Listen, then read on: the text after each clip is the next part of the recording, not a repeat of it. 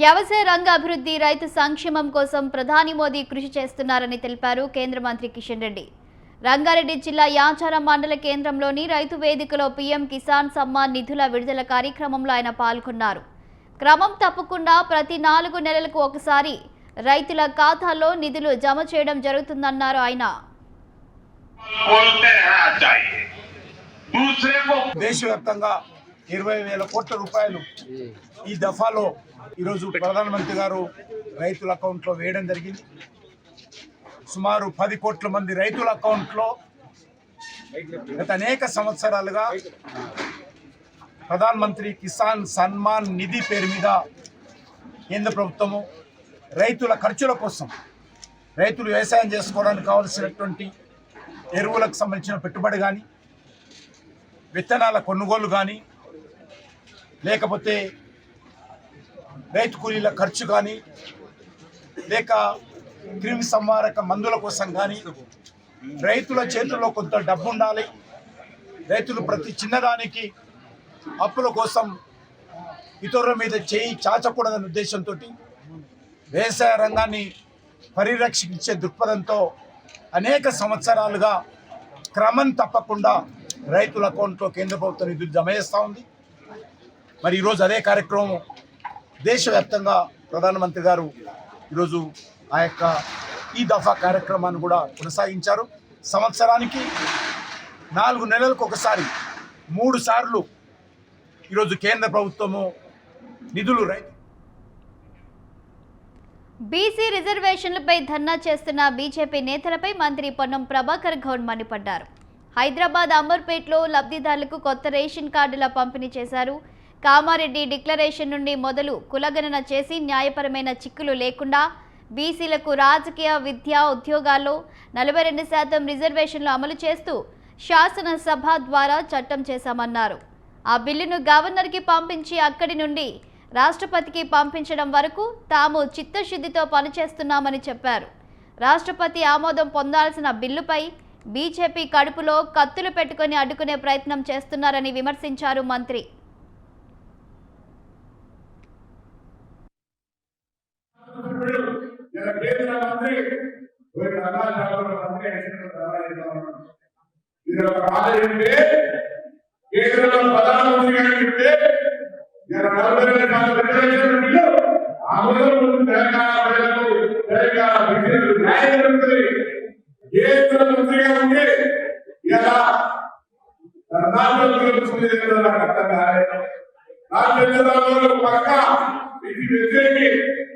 కేంద్ర ప్రభుత్వం బీజేపీ ఒత్తిడి తెచ్చి కావాలంటే ఇక్కడ ఈ ప్రభుత్వం కావాలని మొదలుకుంటే ఇలా దాకా ప్రతి అన్ని రకాల న్యాయపరంగా ఎటువంటి అవరోధాలు చేసిన మీరు రాజకీయం చేస్తా ఉన్నారు. శాసనసభలో మద్దతు పెట్టారు, శాసనసభలో ఇప్పుడు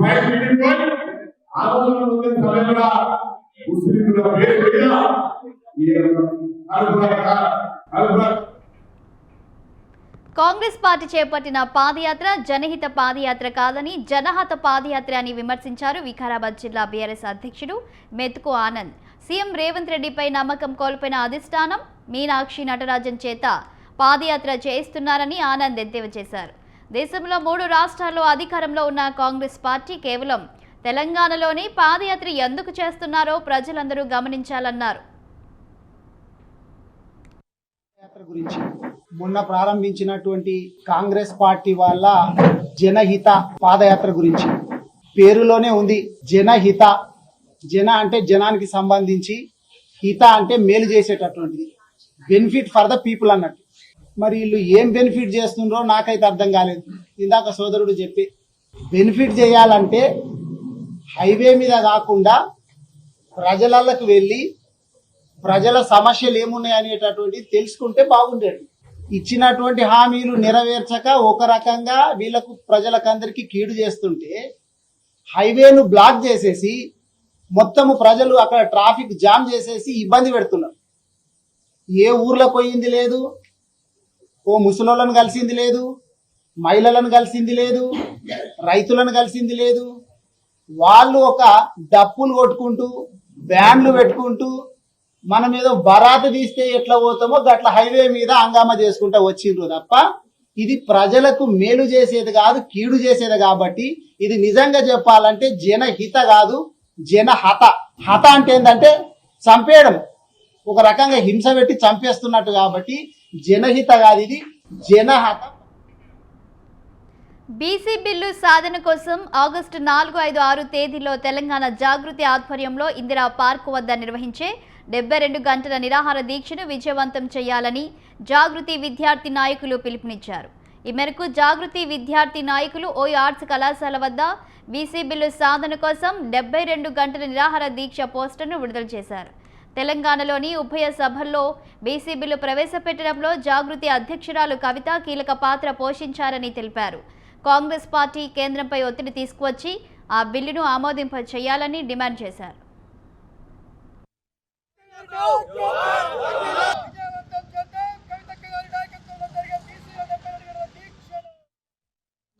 కాంగ్రెస్ పార్టీ కామారెడ్డి డిక్లరేషన్ చేసింది. దీని ప్రకారం 42% రిజర్వేషన్ ను స్థానిక సంస్థలలో మరియు విద్యా ఉద్యోగాలలో బీసీలకు కల్పిస్తామని చెప్పి ఈ రోజు తాత్సారం చేస్తూ చేయకుండా మరి ఈ రోజు లోకల్ బాడీ ఎలక్షన్లకు పోవాలని చెప్పి ఈ రేవంత్ రెడ్డి ప్రభుత్వం చూస్తున్నది. మొట్టమొదటిసారిగా అసలు కులగణన చేయకుండానే మరి స్థానిక సంస్థలకు ఎలక్షన్లకు పోవాలని చెప్పి ఈ పార్టీ ప్రయత్నించింది. దాన్ని కవితక్క గారు అడ్డుకొని మరి కాంగ్రెస్ పార్టీ మెడలు వంచి కులగణన చేపించారు. అటు తర్వాత డెడికేషన్ కమిషన్ ని కూడా కవితక్క గారి యొక్క ఒత్తిడితోనే ఈ ప్రభుత్వం వేసింది. అసెంబ్లీలో మరి బిల్లులు కాకుండా తీర్మానం చేస్తామని చెప్పారు. బీసీల రిజర్వేషన్ కు సంబంధించి తీర్మానం కాదు బిల్లులు చేయాలి చట్ట ప్రకారం అని చెప్పి అక్కగారు పోరాటానికి తలంచిన ప్రభుత్వం బిల్లులను ఆమోదించి ఉభయ సభలలో ఈ రోజు గవర్నర్ దగ్గరికి పంపారు. గవర్నరు మరి దాన్ని రాష్ట్రపతి కాడికి పంపడం జరిగింది. ఈ బీసీలకు సంబంధించి గత 15 నెలలుగా కవితక్క గారు మరి అలుపెరగని పోరాటం చేస్తా ఉన్నారు. ఈ పోరాటానికి కాంగ్రెస్ ప్రభుత్వం తల వంచి ఈ రోజు బీసీలకు సంబంధించినటువంటి విషయం. గాంధీ భవన్లో ప్రజా ప్రతినిధుల కార్యక్రమానికి ఎమ్మెల్యే బాలునాయక్ హాజరయ్యారు. ప్రజలు స్థానికుల నుంచి వినతులు స్వీకరించి సమస్యల పరిష్కారం కోసం ఆయా శాఖల అధికారులతో ఆయన మాట్లాడారు. ప్రజల సమస్యలను తెలుసుకోవడానికి ప్రజా ప్రతినిధుల కార్యక్రమం ఓ మంచి వేదిక లాంటిదన్నారు ఆయన.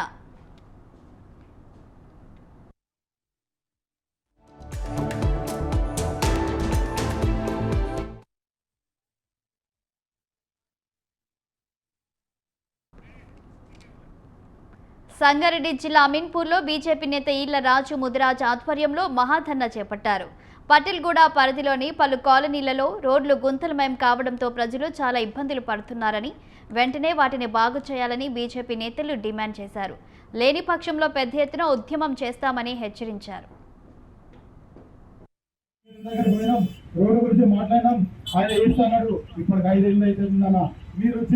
ఈ అమీన్పూర్ మున్సిపాలిటీ అనేది సంవత్సరం కిందటి వరకు అటు మున్సిపాలిటీ ఇటు అమీన్పూర్ మండలు రెండుగా ఉన్నటువంటి పరిస్థితి.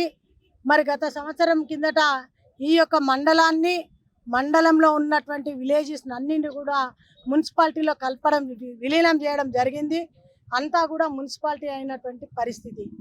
కానీ ఈ మున్సిపాలిటీ అయినాక కూడా అటు మండల్ కింద వచ్చే 18 గ్రామాలు, ఇటు మున్సిపాలిటీలో వచ్చే 18 గ్రామాలు, మొత్తం 36 గ్రామాలలో ఏ ఒక్క కాలనీలలో అటు 18 కాలనీలు ఇటు 18 కాలనీలు 36 కాలనీలలో 8 గ్రామాలలో ఎక్కడ చూసినా కూడా ఈరోజు ఒక రోడ్డు బాగుంది, ఒక రోడ్డు బాగలేదు అని కాకుండా అన్ని రోడ్ల పరిస్థితి మరి ఈరోజు ఏ విధంగా ఉందో ఇప్పుడు మీరు కెమెరాలు పెడితే చూస్తే కనబడతా ఉంది. పడాన్చెరు నియోజకవర్గం అమీన్పూర్ మున్సిపాలిటీలో విలీనమైన గ్రామాలు ఏవైతే ఉన్నాయో మండల్, ఈ యొక్క గ్రామాలలో గత సంవత్సరం నుంచి విలీనమైన గ్రామాలు ఉన్నాయి. కనీసము మున్సిపల్ అధికారులు కానీ ప్రజాప్రతినిధులు కానీ పట్టించుకున్న దాఖలు లేదు.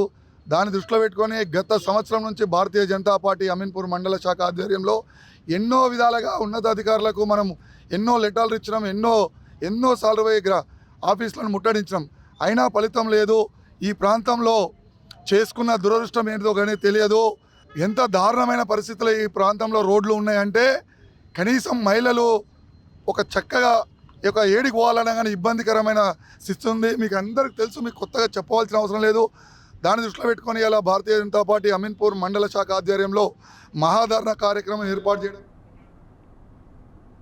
తెలంగాణ యూనివర్సిటీల అభివృద్ధిలో కాంట్రాక్టు అధ్యాపకుల పాత్ర అనే అంశంపై సెమినార్ నిర్వహించారు. ఈ కార్యక్రమానికి సిపిఐ నెల్లికంటి సత్యంతో పాటు కాంట్రాక్టు అధ్యాపకులు హాజరయ్యారు. కాంట్రాక్టు అధ్యాపకుల సమస్యలు పరిష్కరించే దిశగా ప్రభుత్వం కృషి చేయాలని వారు విజ్ఞప్తి చేశారు.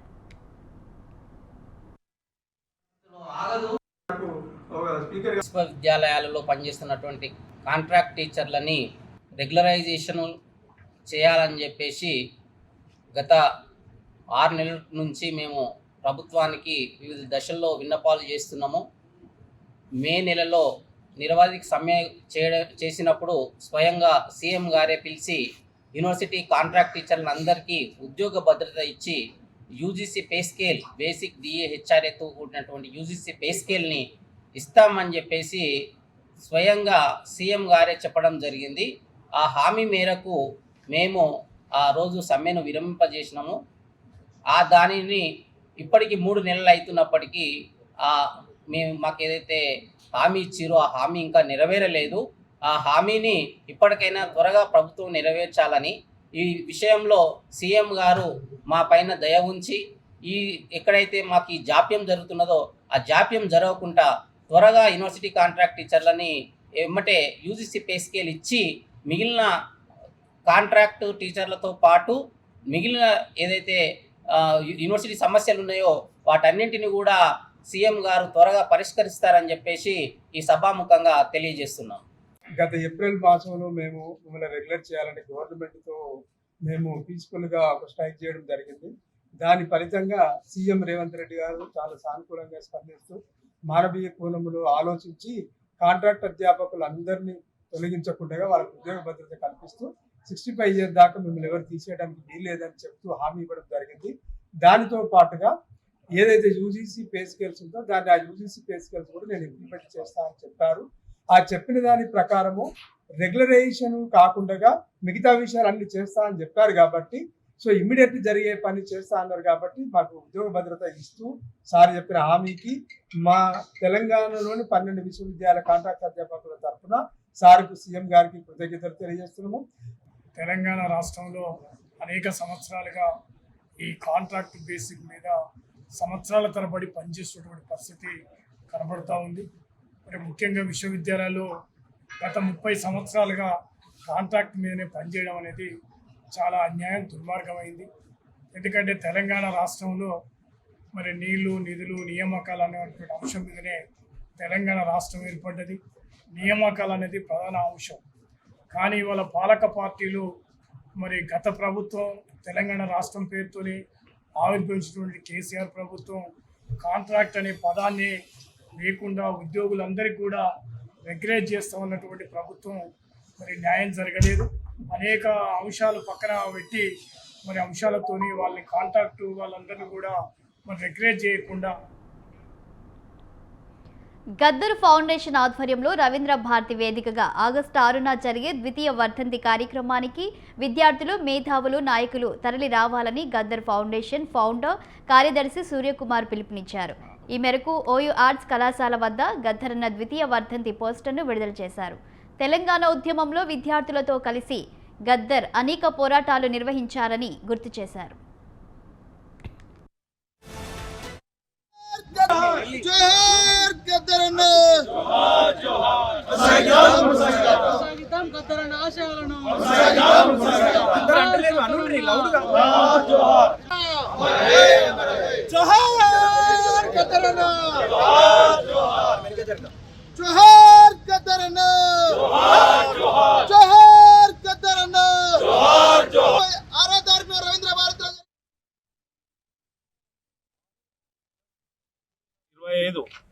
మధ్యాహ్నం 2 గంటల నుంచి రవీంద్ర భారతిలో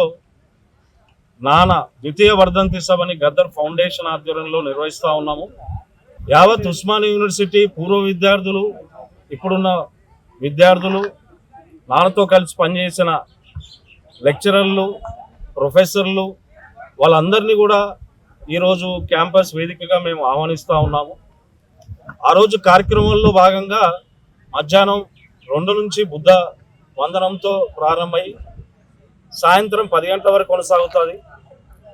రాష్ట్ర ముఖ్యమంత్రి వర్యులు, అలాగే డిప్యూటీ ముఖ్యమంత్రి వర్యులు, రాష్ట్ర మంత్రివర్గ సహచరులని, అలాగే ప్రతిపక్ష నాయకులని అందరినీ కూడా మేము ఫౌండేషన్ తరఫున ఆహ్వానిస్తూ ఉన్నాము. ముఖ్యంగా ఈరోజు విద్యార్థులని ఏ తెలంగాణ ఉద్యమానికి ఉస్మానియా యూనివర్సిటీ వేదికగా ఈరోజు ఉద్యమాలు నడిచాయో, తెలంగాణ సాధించడానికి సిద్ధించడానికి అనేక మంది అమరులైనరు. ఈ ఉస్మానియా యూనివర్సిటీ విద్యార్థులు అందరూ కూడా ఈరోజు అమీర్పేట్లో హైడ్రా కూల్చివేతలో స్వల్ప ఉద్రిక్తత తలెత్తింది. గురుద్వారాకు సంబంధించిన పార్కింగ్ స్థలాన్ని తొలగించే ప్రయత్నం చేయడం దారుణమని గురుద్వారా ప్రెసిడెంట్ దర్శన్ సింగ్ అన్నారు. కూల్చివేతల ప్రయత్నాన్ని వెంటనే ఆపేయాలన్నారు.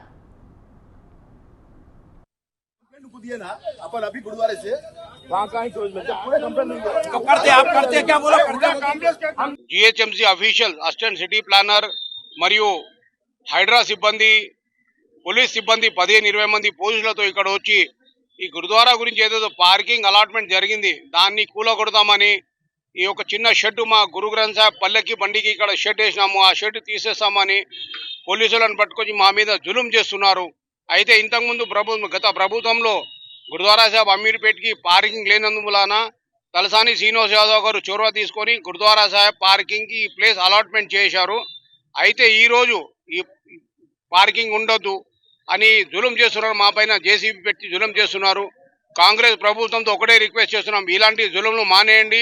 ఒక రిలీజియస్ సెంటిమెంట్ను దెబ్బతీసే విధంగా పని చేయకూడదు. ఎందుకంటే ఈ గురుద్వారా పార్కింగ్ ఓన్లీ సిక్కు సోదరుల గురించి లేదు, అన్ని మతాల వారు ఇక్కడ షాపింగ్ ఎవరైతే జనాలు వస్తారో అందరు బండ్లు పార్కింగ్ ఇక్కడ జరుగుతుంది. గురుద్వారా సాహెబ్ నుంచి మేము ఒక మనిషిని, వాచ్ అండ్ వార్డ్ మనిషిని పెట్టి జీతం ఇచ్చి మరీ నీట్నెస్ మెయింటైన్ చేస్తున్నాము. అందువల్ల మేము మరోసారి కమిషనర్ GHMCకి రిక్వెస్ట్ చేస్తున్నాము, ప్లస్ ప్రభుత్వానికి రిక్వెస్ట్ చేస్తున్నాము. ఇది ఏదైతే మీరు యాక్షన్ తీసుకుంటారో దీన్ని డ్రాప్ చేయాలని మేము రిక్వెస్ట్ చేస్తున్నాము. అమీర్పేట్ 6 సోదరుల తరఫున ఈ విజ్ఞప్తి చేస్తున్నాము, డిమాండ్ చేస్తున్నాము. బోలే సోనిహాల్. నార్సింగి పోలీస్ స్టేషన్ పరిధిలోని కోకాపేటలో ఉన్న జస్టా విలాస్లో నివసించే అద్దెదారులపై సొసైటీ సభ్యులు దౌర్జన్యాలకు పాల్పడుతున్నారంటూ తీవ్ర ఆరోపణలు వెల్లువెత్తుతున్నాయి. అద్దెదారులను బెదిరిస్తూ ప్రైవేటు బౌన్సర్లతో అడ్డుకుంటున్నారని బాధితులు వాపోతున్నారు. ఈ క్రమంలో జరిగిన ఒక వాగ్వాదం తీవ్ర ఉద్రిక్తతకు దారితీసింది.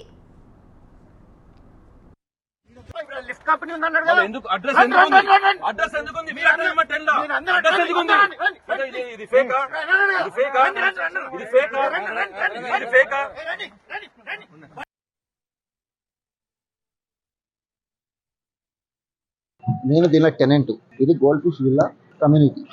ఇప్పుడు ఇది గోల్డ్ ఫిష్ కమ్యూనిటీ అనేది owners versus builder versus buyers. Okay, so అశేక్ అనేట ఆయన ఈ ల్యాండ్ లార్డ్. ఈ ల్యాండ్ లార్డ్కి 17 విల్లాలు ఆయన షేర్ అనుకున్నారు. ఉన్న తర్వాత ఏమైంది, బిల్డర్ అందరికీ వదిలిపెట్టిపోయిండ్రు. వీళ్ళు ఎవరో కొనుక్కున్నారు, వాళ్ళకి ఏముందో మాకు తెలియదు. మేము టెనెంట్స్, నేను రెంట్ కట్టుకున్నా, బాజాబ్ నాకు రెంటల్ అగ్రిమెంట్ ఉంది. ఇప్పుడు ఎవరైనా గేట్ కాడ ఆపితే మీరు ఊరుకుంటారా? ఫస్ట్ ఆఫ్ ఆల్ ఇది కేసులో ఉంది, సివిల్ కేసులు ఉంది. మొత్తం పెంట కేసులు. బిల్డర్కి ఓనర్కి ఉన్నది, ఓనర్కి టెనెంట్స్, అంతా పెంట పంచాయతీ ఉంది. ఈ పెంట పంచాయతీలా అంటే కరెంట్ కనెక్షన్ ఒకటే ఉంది, కామన్ మీటర్. అసలు ఓసీ లేదు, దీనికి ఓసీ అనేది లేదు. ఈ ఓసీ లేని దానికి ఏదో గఫలత్ చేసిందని ఓనర్ అంటాడు. మాకేం సంబంధం టెనెంట్స్కి? అంటే గేట్ కాడ న్యూసెన్స్, అంటే పవర్ బంద్ చేస్తాం.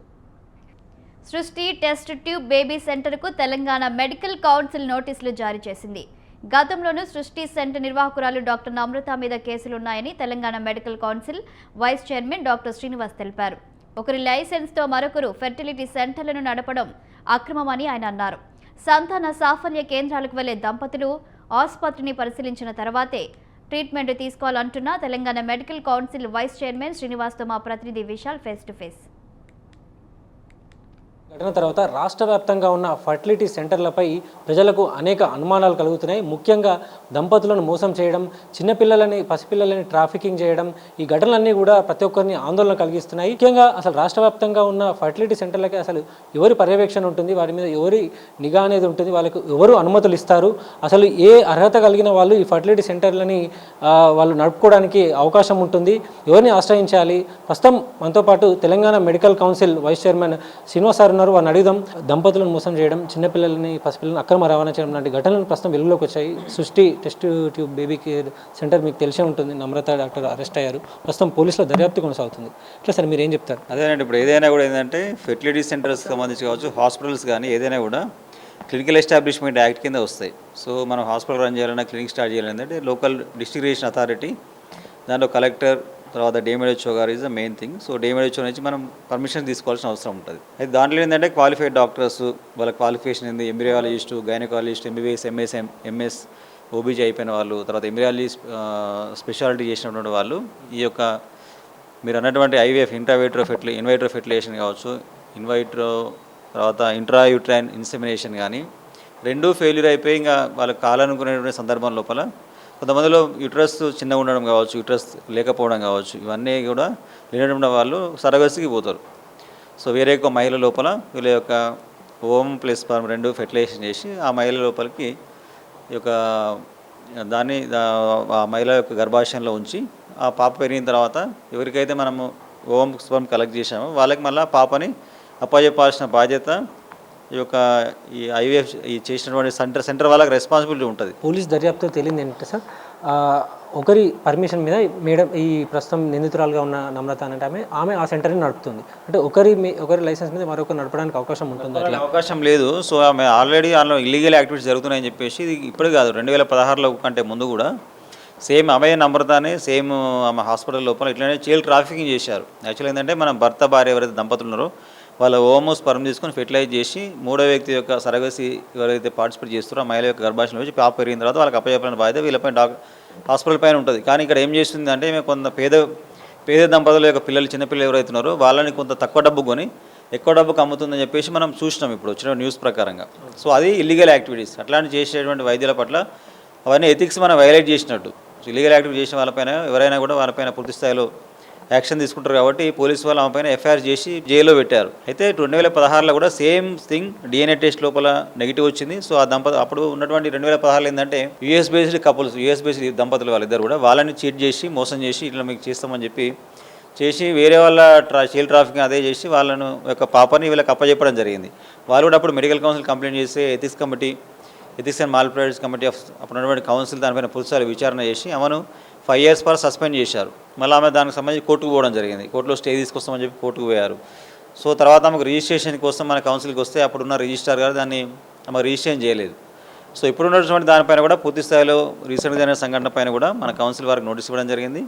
వారిపైన ethics and mall practice committee వారం లోపల మీరు దీనికి సంబంధించి ఎక్స్ప్లెనేషన్ చేయండి, ఎథిక్స్ కమిటీకి అటెండ్ కావాలని చెప్పి కూడా మనం వారికి నోటీస్ పంపించడం జరిగింది. నకిలీ డాక్టర్లకు సంబంధించి మీరు ఇన్స్పెక్షన్కి వెళ్తున్నారు అంటే ఎవరైనా ఇలాంటి ఫర్టిలిటీ సెంటర్ సంబంధించి కంప్లైంట్ చేయాలనుకుంటే ఎవరిని ఆశ్రయించాల్సి ఉంటుంది? డైరెక్ట్గా medical council registration authority DMHO ఆఫీస్లో కంప్లైంట్ చేయొచ్చు. ఇప్పుడు రెగ్యులర్ అయితే మాకు వచ్చి మేము తెలంగాణ మెడికల్ కౌన్సిల్లో కూడా మనకి anti Quaker mail phone number ఉంది.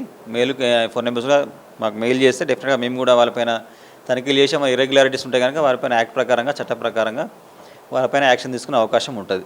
హెల్త్ డిపార్ట్మెంట్ అదేవిధంగా ART కమిటీలు ఇవి పూర్తి స్థాయిలో వీటి అన్నిటి మీద కూడా ఒక కట్టుదిట్టమైన నిఘా ఉంచాలని Telangana medical council vice chairman Srinivas అంటున్నారు. కెమెరామెన్ శ్రీనివాస్తో విశాల్, స్వతంత్ర న్యూస్.